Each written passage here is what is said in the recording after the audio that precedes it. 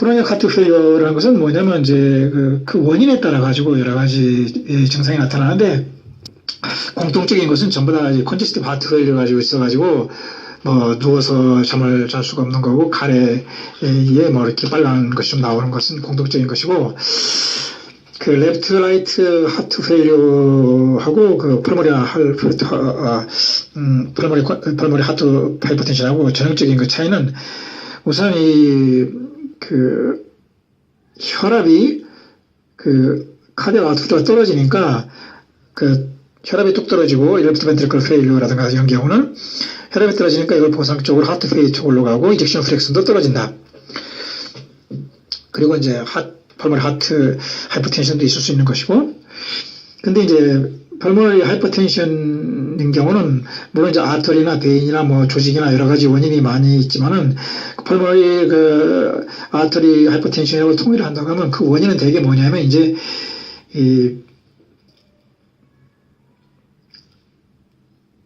뭐 식욕 억제제, 체중 관리하기 위해서 먹었다든가, 유체기를 먹었다든가, 에이즈를 걸렸다든가, 혹은 COPD 같은 경우일 때, 그 펄머리 아터리가 그 메디움에 증식을 해서 생긴 것이다. 그래서 이제 이런 경우를 갖다가 이제 초음파 해볼 것 같으면은, 그 미인 그 펄머리 아터리 프레이쇼가 원래 20부터 25가 있는데, 이런 경우는 25가 넘을 수가 있다. 그래서 펄머리 아터리 하이퍼텐션이라고 하는 건데, 그래서 이제 엑스레이 타임을 체크해봐도, 뭐, 원래 그 130보다 이렇게 커야 되는데, 80에서 뚝 떨어져 있다. 그만큼 그 펄머리 안쪽에서 밖으로 올라오는 것이 많다는 얘기고, 그러니까, 그렇지만 이 사람은 펄머리 아터리 하이퍼텐션은 이 아터리에만 좁아진 것이 나머지는 다 이상이 없으니까, 레프트 벤트리클이 이상 없으니까, 그, 블러드 프레셔도 그 정상이고, 하트 레이트도 떨어지지 않고 이젝션 프레션도 정상을 유지한다고 보면 된다. 그래서 펄머리 아터리를 치료를 먼저 공부해 볼 것 같으면은 우선 그 펄머리 아터리가 좁아졌으니까 산소를 줘가지고 펄머리 아터리를 늘리는데 펄머리 아터리 늘리는 방법은 산소 말고도 이제 그 칼슘 채널 브로커인 암로드핀 같은 걸 쓰면은 아까 이제 그 말초에 있는 혈관을 늘려준다고 하니까 펄머리 아터리 들여가지고 펄머리 아터리를 들여가지고 이제 그 다음에 또 프로스타사이클이라 해가지고 베이소 딜라테이터도 있다. 뭐 이것은 흡입하는 것도 있고 장치를 집어넣는 것도 있는데 이 베이소 딜라테이터 말고 또 이제 동시에 그 하이퍼플레지아도 미디움의 하이퍼플레지아도 억제해 주는 것이 있는데 그것이 이제 실레나필이다. 그래서 싸니까 이걸 많이 쓰는 것이고 그 다음에 이제 그 증식만 안 되게 하는 것이 하이퍼플레지아만 억제하는 것이 보센탄이라고 하는 것인데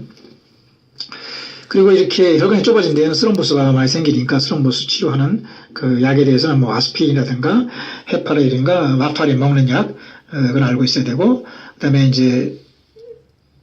시스톨릭을 좋게 해서 뭐 디콕신도 쓸 수 있는 것이고 이것이 이제 펄머리 아터리 하이퍼텐션이고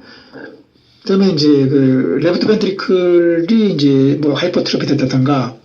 이렇게 되는 원인에 따라서 이제 그 하트 페일리어는 치료를 해야 되는데 하이퍼텐션이 있을 때는 아까 말했듯이 이제 레프트 벤트리클이 자꾸 짜주기만 하니까 두꺼워지고 이것은 아트리얼 스테노시와 똑같은 역할을 하기 때문에 혈압은 떨어지고 그러니까 보상적으로 하트 레이트는 많아지고 이젝션 프레션 떨어지고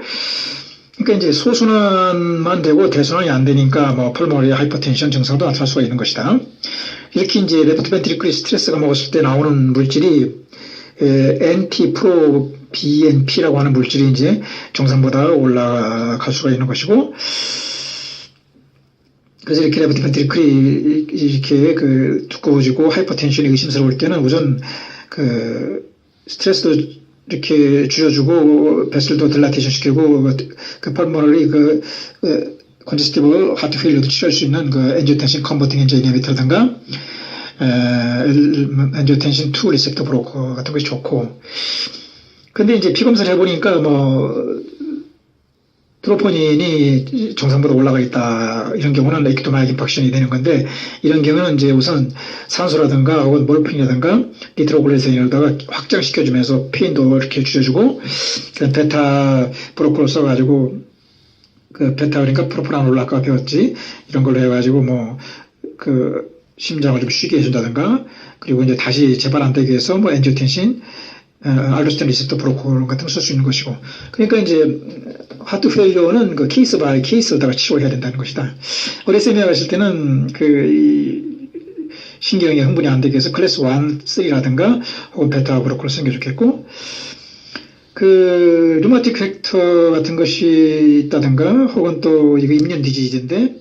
그 또 혹은 엔도카디아 인펙션 갔을 때는 이 원인이 이제 엔티바이오틱스라든가 엔티펑글 치료 같은 걸 해주고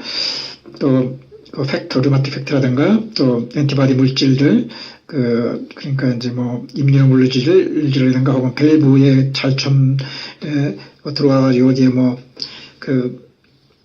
베지테이션이라든가 혹은 또 스럼보 같은 걸 있으니까 이걸 치료를 해줘야 되는 것이다. 그 다음에 에데마가 있을 때만 되게 이제 우리가 다이렉트술 많이 쓰는데 이때는 혈압이 너무 많이 떨어지니까 조심해야 되는 것이고 특히 아까 스럼보스 같은 것은 이제 스럼보스가 안 생기게 하는 그 플레이트가 안 움직이게 한다든가 혹은 또 안 모이게 하는 약이라든가 혹은 또 프로스럼빈이 뭐 스럼빈으로 바뀌어가지고 그 화이브린이 생겨가지고 이것이 클러트가 안 되게 하는 아스피린이라든가 헤파린이라든가 그 와파린도 쓰기도 하고 TPA, 티슈 플라즈미노 게노 액티베이터 같은 그 혈전 용해제는 뭐 조심스럽게 이렇게 수술방이라든가 혹은 또 이런 데서 써야 되는 것이다. 가장 중요한 개념은 그 정지한 것이 없다는 거, 그 다음에 그 풍선 효과라는 거, 한쪽을 누르면 한쪽이 이렇게 삐져나온다는 거, 그리고 수축하면 이완하고, 중심이 그 이완하면 말초는 수축하고, 그 약은 말초는 이완하고 중심은 수축하고, 이러한 그 상반된 것 두 가지 개념들이 그 평형 상태를 유지하면서 왔다 갔다 한다는 것을 기억해야 되는 것이다. 번개처럼 지나가는 것이 인생처럼 이렇게 모든 것이 그 수축과 이완을 하면서 그 변화가 되는 것이다. 번개처럼 지나간다.